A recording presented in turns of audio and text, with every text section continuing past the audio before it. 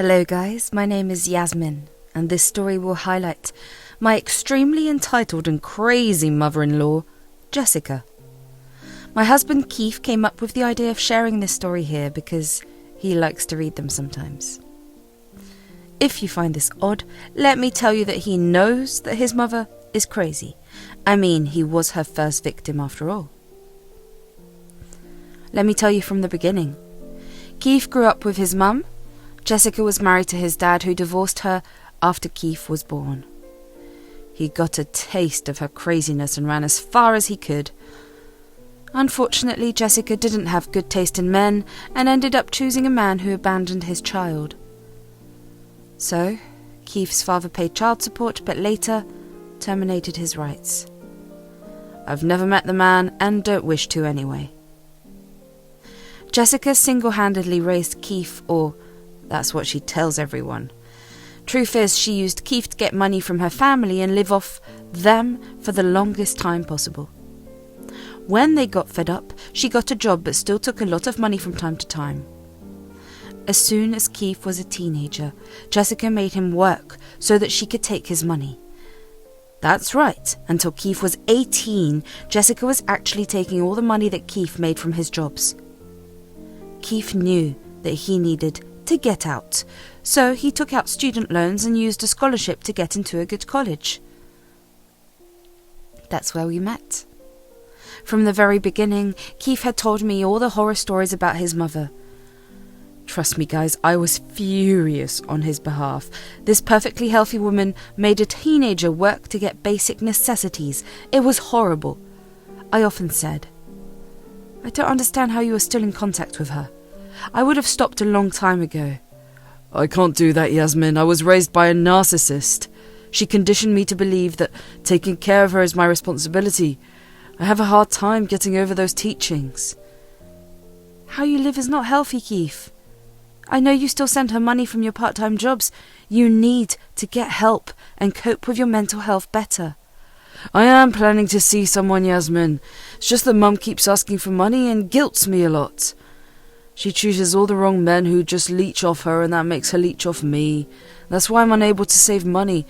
Plus, I'm trying to pay back student loans as soon as possible. I was so upset about Keith's condition that I used my own savings to get him started with therapy. He protested, but a lot of love and coaxing made him understand that I just want him to be happy. He joined therapy and started to feel much more confident about himself, and he was slowly starting to stand up to his mum. That is exactly why his mum never liked me. On the first meeting, she said, "You are that gold-digging witch who poisoned my son against me. How dare you, woman? You think I won't know that it was you?" I don't know what you're talking about, Jessica. Keith was suffering, so I simply helped him to get a therapist, and I used my own money for that. How did I become the gold digger when you are the one who keeps asking him for money? How dare you call me a gold digger? I'm his mother and you're entitled to his money. I raised him for 20 years and he needs to pay me back for that. You are no one to tell me what I do with my son. Keith, look what kind of woman your girlfriend is. You need to control her. I'm not going to do that, Mum. Yasmin didn't say anything wrong. Besides, it was you who started it. If you hadn't provoked her, she wouldn't have called you names. Yes, guys. Therapy can sometimes work wonders on a man. Keith had grown a shiny spine and it made me super happy. Jessica didn't find it pleasing, as usual. Fast forward a few years, Keith and I graduated college and got married. We both work very good jobs because we worked our arse off in college. We lived frugally and had a backyard wedding at my parents' place to save money for a house. Meanwhile, Jessica also got married to a horrible man who didn't even know how to respect women. This man is Frank, an absolute unemployed deadbeat who mooched off Jessica. Jessica didn't turn a new leaf either. She pestered Keith for money until he finally agreed to rent her an apartment. She was happy with the arrangement until we bought the house. As soon as she knew, she said, "Keith, I'm so happy that you finally bought a house. I was getting tired of living in an apartment. So when can I and Frank move in?" "Excuse me, what are you talking about?" Well, I'll be moving into your house with Frank. That's what I'm saying. Why should I live in an apartment when you are housing your wife for free? Jessica, we both bought this jointly. I literally co-own this place with Keith. I don't live here for free. You are the one who lives in the apartment for free since Keith pays the rent. Watch your mouth, Yasmin. I don't tolerate disrespect from anyone. I'm talking to my son about his house. I didn't ask you anything. I have the right to talk since it's also my house you are talking about. You're not staying with us, and neither is Frank. That's for my son to decide, and he knows that it's his responsibility to take care of me. I'm already taking care of you, Mum. You don't get to move into my house to raise me. That's not how it works. And there is no chance of argument, so don't even try. You're acting like an entitled brat, Keith. Your mum had worked hard to raise you, and you need to take some responsibility for her. Now, be a good son, give us a copy of your keys so that we can move in. You don't get a say in what I do with my house keys, Frank. Hell, neither of you are even getting a copy of our keys. I'll be staying this for a last time. You two will not be moving into our house. That is it. You would think that's the end of it. Well, it isn't. For days, Frank and Jessica kept harassing us and guilting us. Jessica even said some horrible things to me because she thought I was manipulating Keith and making him abandon her. It was funny at first, but soon we got fed up. One day Keith went to their apartment to drive it into their head that they wouldn't be moving in. We thought that our point got across since we stopped hearing from them. Problem solved. Well, not quite. A month after we moved into our house, we had a small vacation coming up. After saving for years, we finally decided to go on a break to celebrate our house purchase. It was supposed to be a relaxing vacation for the two of us by the beach. We both took time off and decided to take things easy for that week. We flew there and had a blast from the first day itself, but as evening came, something shocking happened. I got a notification from the Ring camera on my house's door.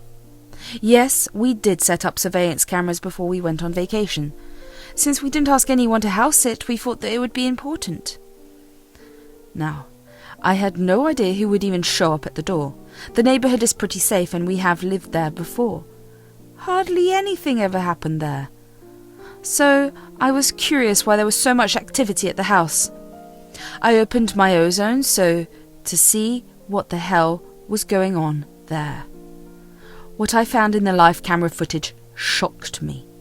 There I saw my dear mother-in-law, Jessica, and her new husband, Frank, moving into our frickin' home. Yes, they somehow got into our house and brought 12 bags of clothes. Literally 12 frickin' bags. They were moving into the guest room and setting up everything there. Jessica even went into the kitchen to make herself some food. I was shocked and angry at what I was witnessing. I knew that I needed to tell Keith immediately, so I called him over and said, I have some news, Keith. I think we need to talk about it right now. Right now? What's so important, Yasmin? We're on vacation. I'm kinda not in the mood for any serious stuff today. Trust me, Keith, I'm not in the mood to deal with horrible people either, but this situation is dire and needs our immediate attention. I'm afraid it's about your mother. Mum's making trouble? Again? Oh God, what is it this time? Did she manage to break into our house or something? From the look I gave Keith, it became apparent to him that he wasn't off the mark. His eyes immediately turned into saucers as he tried to make sense of the situation. I pulled out my phone and showed him what Jessica and Frank were doing. He was shocked and looked very angry at what he was seeing. I mean, his joke turned out to be the truth. His mum broke into our new house and was moving in furniture with her husband. Keith looked a little pissed off and said, You can leave it to my mother to surprise me in the worst way possible. Looks like she didn't take the hint at all. We made it clear that day that she won't be living with us. I'm even surprised as to how she got the keys to our house. It just blows my mind. Her new husband is a sleazy guy, Yasmin. We both know that. I'm afraid he may have gotten his hands on our keys and made a copy. I wouldn't put it past him. We will need to go back and change the locks. That's the only way we can make sure that they don't barge into our house any time they like. But what do we do about this current problem? Do you have something in mind? Look, I know they are your parents and all, but I really want to call the cops on them. What they are doing is illegal and downright scary. They can't be trusted anymore either. Calling the cops and going no contact with them is the best solution possible. I gave Keith some time to turn the idea in his head. I could see that he was thinking hard and had grim lines on his forehead. But it didn't take too long to come back with a response. And his response was way better than I imagined. He said, "You know what, Yasmin? Let's do it." "What? Are you sure about that?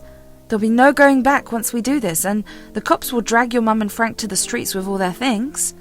"I know that, Yasmin. I've given them enough chances to improve themselves. They've just betrayed my trust every time. I have to stop somewhere. There has to be some consequences. What they did today is not only a breach of our privacy, but also illegal. I think it's time they realise they can't do whatever they want." "Would you go no contact with them as well?" "Of course. My reluctance to do that has already created a lot of problems. I should have done this a long time ago. I'm freaking stupid and thought Mum would grow some sense after I got married. Since that's not happening, I'm going to distance myself from them. It's the only way, and I am actually feeling good about it." "Okay then. If you're on board with it, let's proceed with that plan. But first, let's call your mum and give her a warning. Just a final chance to make this right. I don't have any hope, but we can get evidence that we didn't allow her in our house." Keith agreed with the plan and called his mother. She didn't pick up the first time. Through the security cameras, I could see that she was visibly annoyed and went to Frank. They discussed something before answering the call. When we rang the second time, she put the phone on the loudspeaker so that Frank could join in as well. She said, "Hey, Keith, how are you doing? Is the vacation going fine? You need to tell me what's going on over there." "I don't know what you're talking about. Everything is just breezy here. Nothing to worry about." "Really, Jessica? You and Frank breaking into our house is nothing to worry about?" Jessica went quiet when I said that. On the security tapes, we could see that she tensed and looked at Frank again. I mean, Frank was better with fooling and manipulating people, so this was expected. Jessica wanted her new husband to come up with some plan. "What are you even talking about, Yasmin? Keith, your wife has gone crazy. You need to shut her up." "Don't talk to my wife like that. We know what you two are up to. We've cameras in the house, both inside and out. There's no point in lying to us. We can see you on our phones right now." "Wait, what? How dare you spy on us, Keith? This is unacceptable. What about our privacy? You should have been more thoughtful." It was ironic how Jessica was offended by the fact that we could see their activities on our screen. She talks about respecting people's privacy when she broke into someone's house and made it their own. I didn't know if Jessica was trying to deflect or if she was offended. I have a good guess that it's a little bit of both. Her words sparked something in me and I said, "That's rich coming from you, Jessica. You are the one who broke into our private home when we clearly told you that you are not allowed in." "I don't care what you say, Yasmin. It's my son's house too, so I have full rights to be here. I'm his mother and should be staying with him." "I already said no to that, Mum. Just because you're my mother doesn't mean you will go wherever I go. You already have an apartment that I pay for." "Who wants to live in that tiny apartment when you have bought such a big house? You're turning into such a selfish man after getting married, Keith. This is unacceptable. You can't expect your own mother to live in an apartment while you enjoy a whole house with your wife. That decision is not up to you, Mum. You shouldn't have just packed up your stuff and moved into the house. How did you even get a key?" Both me and Keith were troubled by this question and needed answers immediately. Also, we needed them to confess to their wrongs so that we could use that to report them to the police. And our hunch was right. Frank said, "Well, since you decided to be a brat and ignore your mother, I went and made a copy of your keys." "Who the hell told you to touch my keys? I didn't give you permission to do that." "I don't need your permission, Keith. I'm your stepdad. I have the authority to do what I think is right. You don't get to question me." "I don't care who you are to me, Frank. I'm a grown-ass man and don't need a parent. What you did was theft and forgery, which are both offences under the law." "Keith, how dare you talk to Frank like that? He only did this because he knew I was sad." A mother should have the keys to her son's house for emergencies and all, you know. Right, for emergencies and breaking in whenever you want. You're insane, Jessica. You need to get off our property with all your stuff within an hour. If you don't, we will call the cops. That made Jessica and Frank look frightened. They visibly panicked and whispered something amongst themselves. Their panic was clear on their faces, and we could see that through the cameras. In the end, they said, "Don't threaten us, women. This is not your house. This is my son's house. Only he gets to make those decisions. This house belongs to both Yasmin and me, and we both want you to get out before I'm forced to call the cops. Trust me, Mum, that will be ugly." "What an ungrateful brat you are, Keith. How can you threaten to kick out your mum?" She was given a warning and didn't listen. "Now both of you will be facing consequences. You've exactly 1 hour to vacate my house before I call the cops. Remember that I have you on surveillance and I will know what you are doing." Frank and Jessica started to yell at us when we hung up. We didn't want to go into an argument with them anymore. Their entitled brains were not meant to participate in conversations or healthy discussions. They didn't care about anything but themselves. We gave them 1 hour while we put all the proof into a folder. Through the cameras, we could see that they were having a discussion but didn't budge. Instead, Jessica started to unpack her bags.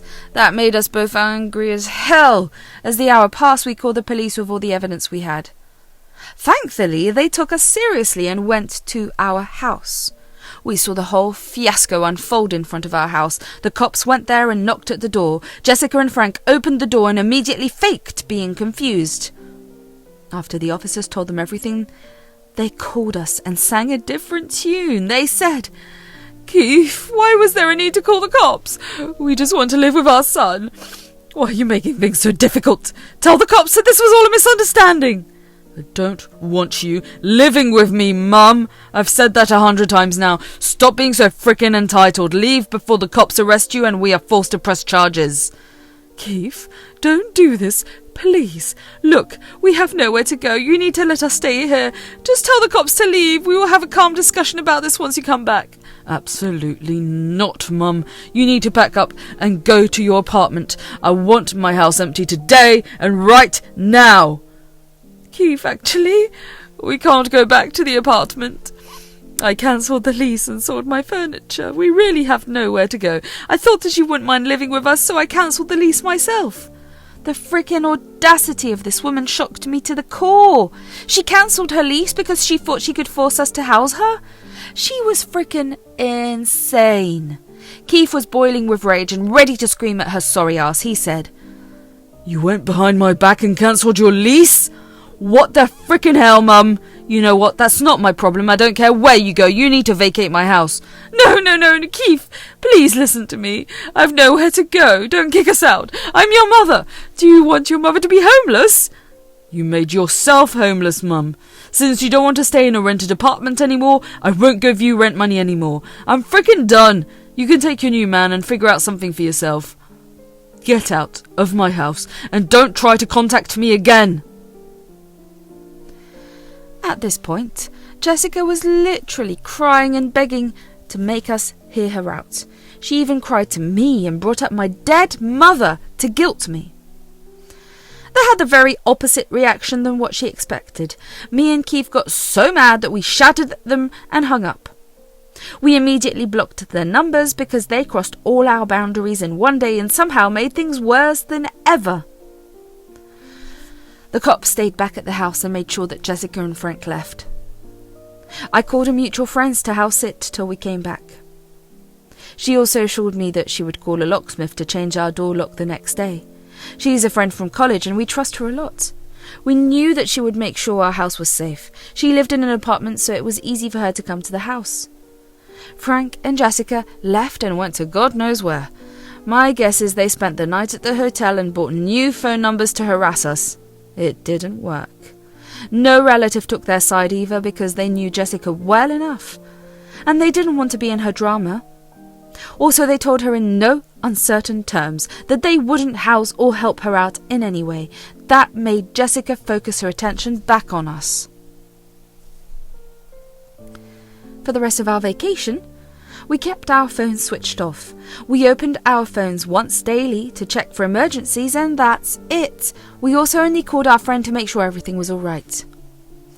Yes, Jessica and Frank did show up again and tried to get in.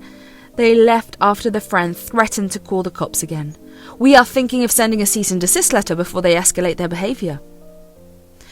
Thankfully, they didn't. Want to know why? Well, when we got back from vacation, we found out that Frank had decided to leave Jessica. Why, you may ask? Because she couldn't house and feed him for free anymore. Jessica was devastated and begged her son to talk to her. She finally realised that she needed her son for money. Keith didn't soften at all. He stuck to the no-contact decision that is still in place today. Last we know from family, Jessica rented a trailer and still works at the retail store with no hope of retirement in sight.